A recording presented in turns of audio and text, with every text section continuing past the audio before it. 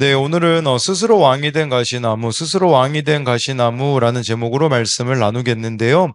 여기서 말하는 이 가시나무는요, 그 기드온이 첩을 통해 낳은 아들 아비멜렉을 가리키는 겁니다. 이게 15절에 보면, 어, 기드온의 아들들이 다 죽거든요. 이 아비멜렉에 의하여서. 거기 살아남은 요담이라는 한 사람이 있는데, 이 사람이 이제 비유로 이 가시나무를 아비멜렉을 가리키는 말로 표현한 것이 나오기 때문입니다. 여러분, 우리가 이 가시나무에 대해서 생각해 봐야 되는 부분이 있습니다. 뭐냐면, 저와 여러분들이 하나님의 다스림을 받지 않으면 가시나무가 될 수밖에 없다라는 겁니다. 우리가 스스로 인생의 왕이 될 뿐이죠. 가시나무가 된다는 게 무슨 말이겠습니까? 나를 찌르고 다른 사람을 찌를 수밖에 없는 사람이 될 수밖에 없다라는 것입니다. 그래서 오늘 이 말씀을 통하여서 가시나무 같은 자가 되어지지 말아야 되는데요. 이 가시나무에 대해서 같이 볼 텐데요. 첫 번째로는요. 가시나무는 혈연과 이해관계를 벗어나지 못합니다. 1절부터 3절인데요. 여룻바알의 아들 아비멜렉이 세겜에 가서 그의 어머니 형제에게 이르러 그들과 그의 외조부의 집에 온 가족에게 말하여 이르되 청하노니 너희는 세겜의 모든 사람들의 귀에 말하라. 여룻바알의 아들 70명이 다 너희를 다스림과 한 사람이 너희를 다스림이 어느 것이 너희에게 나으냐? 또 나는 너희와 고륙임을 기억하라 하니 그의 어머니의 형제들이 그를 위하여 이 모든 말을 세겜 모든 사람들의 귀에 말하매 그들의 마음이 아비멜렉에게로 기울어서 이르기를 그는 우리 형제라 하고 라고 나와 있습니다. 여러분, 이 가시나무는 바로 아비멜렉을 가리킨다라고 말씀드렸는데요. 아비멜렉이요, 이 아비멜렉, 그 기드온이 첩을 통해 낳은 아들이죠. 예, 근데 이 아비멜렉의 이름의 뜻은 나의 아버지는 왕이시다라는 거죠. 여러분, 그 말을 평소에 듣고 자랐다고 생각해 보십시오. 저는 제 이름이 강성광이잖아요. 이 성광은 거룩할 성의 빛광자입니다. 그러니까 제 마음 가운데 나는 거룩하게 빛을 내야 되겠구나라는 게 기본적으로 깔려 있죠. 여러분, 이름을 아비멜렉이라고 지었다고 생각해 보십시오. 그러면 이 아비멜렉은 마음속에 이런 걸 깔고 살았을 겁니다. 그게 뭐겠습니까? 나의 아버지가 왕이니까 나도 왕이어야 된다라는 마음이 있지 않았겠습니까? 자기 스스로가 왕이 되려고 하니까요. 이제는 물불을 가리지 말아야겠구나라는 그 마음이 그를 사로잡았을 겁니다. 그러니까 이제 아버지가 죽으니 당연히 왕은 나지라는 생각으로 인하여서요. 그 방법을 지금 취하고 있잖아요. 1절에 세겜에 갑니다. 세겜은 이스라엘 사람들이 아니었죠. 이방인들이었죠. 그래서 형제한테, 어머니 형제한테 가가지고요.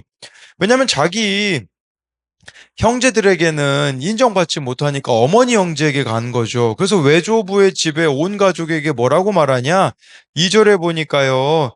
예, 세겜의 모든 사람들의 귀에 말하라고 하면서 이 여룻바알의 아들 70명이 너희를 다스리는 게 낫냐? 아니면 나 한 사람이 너희를 다스리는 게 낫냐라고 하면서 마지막 이런 얘기를 해요. 2절 후반절에 나는 너희와 고륙임을 기억하라 라는 거죠. 여러분, 하나님 없는 관계의 특징이 뭡니까? 혈연, 지연, 학연을 벗어나지 못한다라는 거죠. 예, 그래서 이렇게 이러한 그 범위를 벗어나지 못하는 인간관계의 모습을 보여주고 있어요. 그래서 제3절에 어떻게 합니까? 이 사람들이요. 맞다. 저 아비멜렉 우리랑 피 섞였지. 우리 형제지. 그러면서 이 말을 세겜 사람들에게 바로 그 어머니의 형제들이 전해주는 내용이 나옵니다. 여러분, 여기서 우리가 좀 생각해 봐야 되는 게 있어요. 그건 뭐냐면 나는 어디에 속해 있는가라는 부분입니다. 여러분들의 정체성은 무엇입니까? 하는 거죠. 왜냐하면요, 여러분, 여기서 두 가지 좀 애매한 정체성이 나와요. 첫 번째는 바로 여기 나와 있는 세겜이라는 지역입니다. 세겜이라는 지역은요, 분명 이스라엘에게는 우호적인 지역입니다. 그렇지만 엄밀히 이스라엘에 속한 곳은 아니었습니다. 여러분, 그리고 아비멜렉의 이 어머니가 첩이잖아요. 첩도 마찬가지죠. 온전한 가족이라고 할 수는 없지만 가족이 아닌 것도 아닙니다. 여러분, 그렇다면요, 이걸 통해서 지금 성경이 이 말씀이 우리들에게 말씀하는 건 무엇입니까? 여러분들의 삶에 애매한 지점을 벗어나야 된다라는 겁니다. 세겜과 첩이라는 단어는 애매한 지점이 있다라는 거죠. 여러분, 신앙은 이 애매한 지점을 없애가는 거라고 볼 수 있습니다. 저와 여러분들 가운데 그 죄와 탐욕이 파고드는 그 애매한 지점, 세상과 타협하고 있는 그 애매한 지점을 줄여가는 것이 신앙이라고 할 수 있습니다. 4절 5절을 보면요. 바알불이 신전에서 은 70개를 내어 그에게 주매 아비멜렉이 그것으로 방탕하고 경박한 사람들을 사서 자기를 따르게 하고 오브라에 있는 그의 아버지의 집으로 가서 여룻바알의 아들 곧 자기 형제 70명을 한 바위 위에서 죽였으되 다만 여룻바알의 막내 아들 요담은 스스로 숨었으므로 남으니라. 여기 4절에 보니까요. 바알브리 신전이 나와요. 바알브리 신전이 어제 말씀에 보면 나오잖아요. 기드온이 죽자 이제 이스라엘 자손이 돌아서 바알들을 따라가 바알 브릿을 자기들의 신으로 섬겼다라고 나오기 때문에 이 바알 브릿을 제공한 이 바알 브릿을 제공한 자가 누구겠습니까? 기드온이라는 거죠. 기드온이 하나님만 섬겼다면요, 이스라엘 백성들은 절대로 바알브릿으로 돌아가지 않았을 겁니다. 이 바알브릿의 뜻은 바알과 언약 맺은 자라는 거죠. 세상과 이 이스라엘 백성들이 언약을 맺었다라는 거죠. 예, 그러니까 기드온의 역할, 예, 기드온이 하나님을 떠났기 때문에 이런 열매를 맺었다라는 거죠. 여러분, 이 바알브릿 신전에서요, 은 70개를 내어 아비멜렉에게 주었습니다. 왕은 기본적으로 재물과 군사력으로부터 힘이 나오는데 왕의 권위를 얻기 위하여서는 종교적 배경이 필요했기 때문에 지금 이 아비멜렉은 신전 지원을 받았다라고 볼 수 있어요. 그 돈을 받아서요, 방탕하고 경박한 사람들을 샀습니다. 여러분, 이 사람들은요, 불량배들이라고 볼 수 있습니다. 네, 이 사람은 원리 원칙이 없고 무례한 사람들이죠. 여러분, 이게 바로 이해관계를 뜻하는 겁니다. 이해관계는 뭐로 움직입니까? 돈으로 움직이는 관계라고 볼 수가 있는 것입니다. 여러분, 아비멜렉이 왜 이런 사람들을 고용했을까요?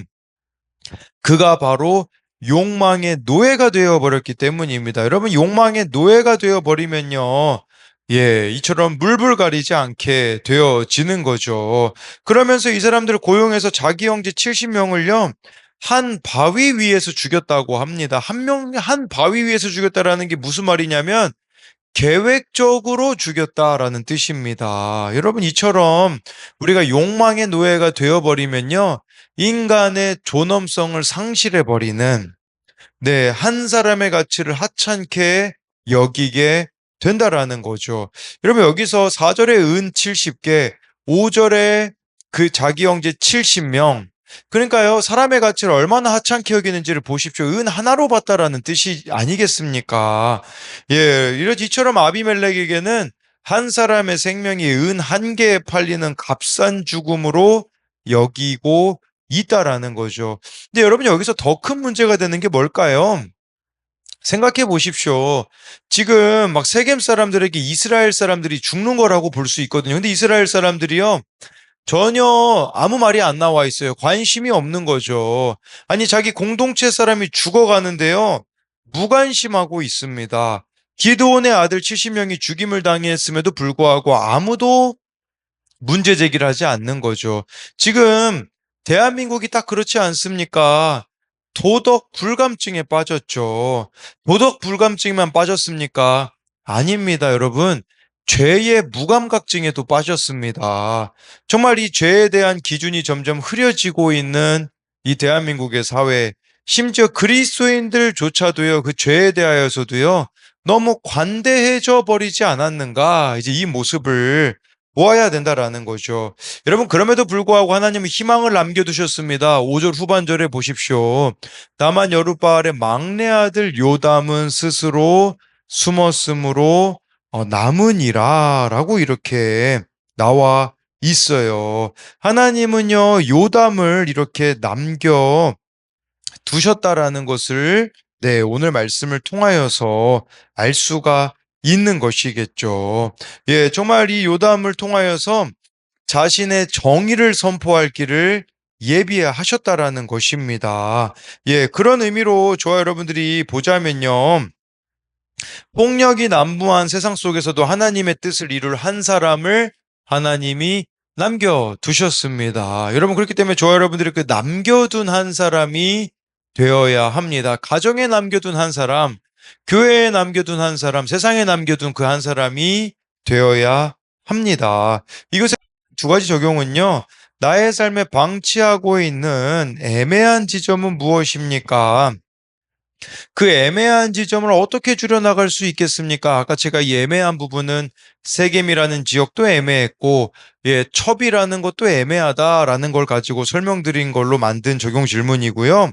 또 한 가지는요, 물불을 가리지 않고서라도 내가 얻고 싶은 것은 무엇입니까? 정말 이 아비멜렉이 물불 가리지 않고서는 자기가 왕이 되려고 하는 것처럼 우리 또한 정말 물불 가리지 않고 내가 얻으려고 하는 게 무엇인가를 묻는 겁니다. 두 번째로요, 가시나무는 나를 찌르고 다른 이를 찌릅니다.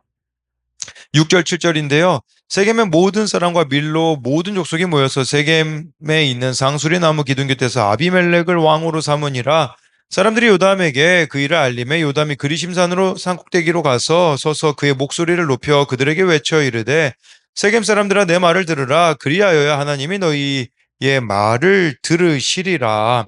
여러분, 이 6절의 상수리 나무는 테레빈 나무라고 하는데요. 이 상수리 나무는요, 가나안 땅에서 우상을 세우고 숭배하는 장소였거든요.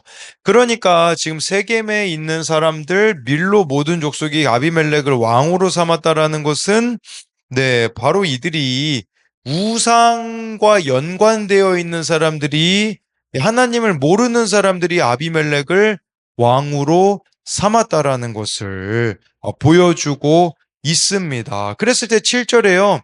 아비멜렉이 세겜에서 왕이 되었다라는 소식을 들은 요담은요, 그리심산 정상에 올라가 소리 높여 외쳤어요. 그들 보고 돌이키라는 거죠. 세겜 사람들 지금 잘못 가고 있다라는 것을 말하고 있어요. 여러분, 요담이라는 이름은요, 여호와는 완전하시다라는 뜻입니다. 정말 하나님만이 완전하시기 때문에 우리의 불완전함을 회개해야 된다라는 뜻이죠.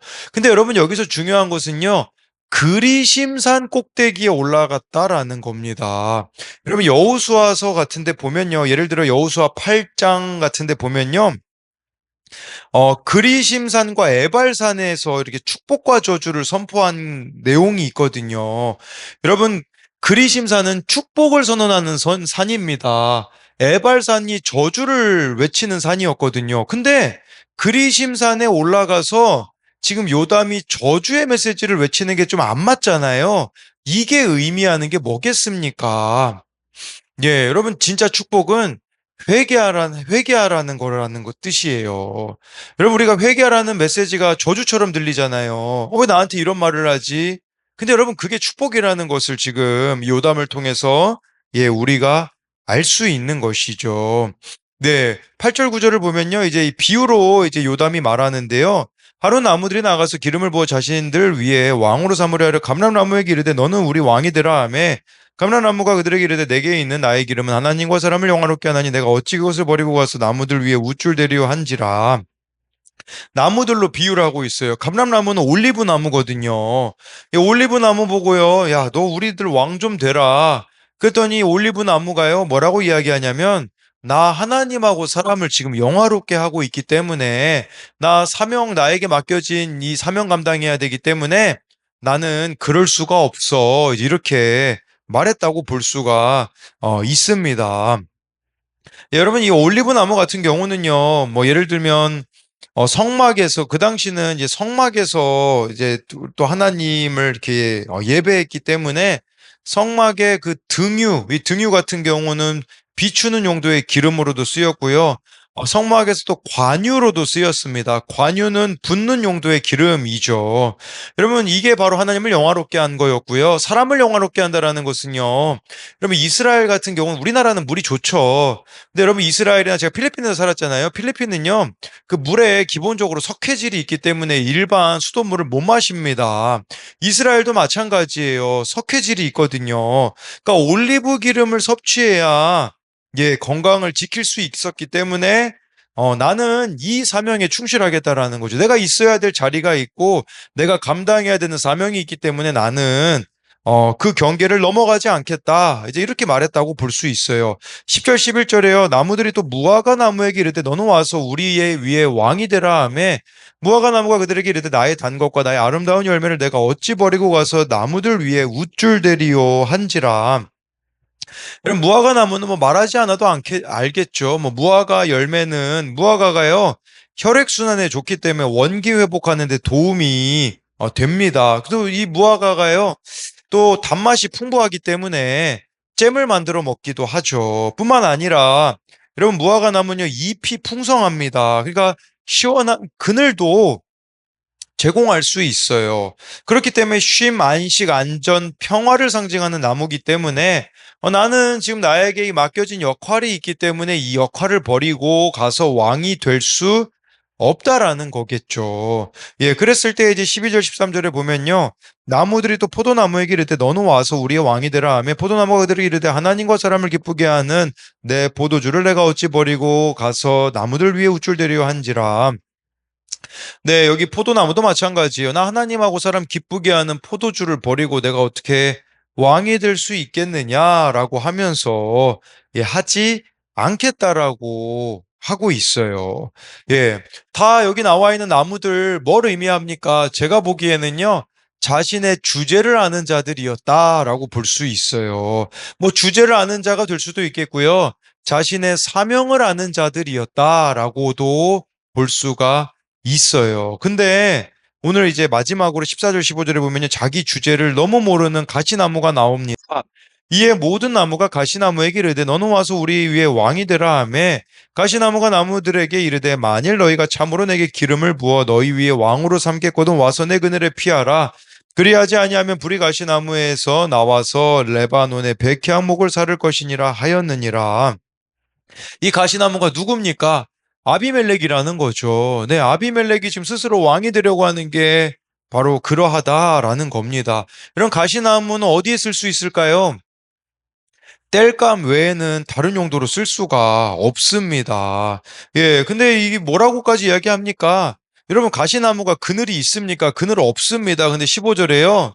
예, 내 그늘에 피하라. 이렇게 말하고 있는 거죠. 예, 그늘도 없는 가시나무가 지금 자기 주제를 너무 모른다라고 볼 수가 있는 것이에요. 그러면서요.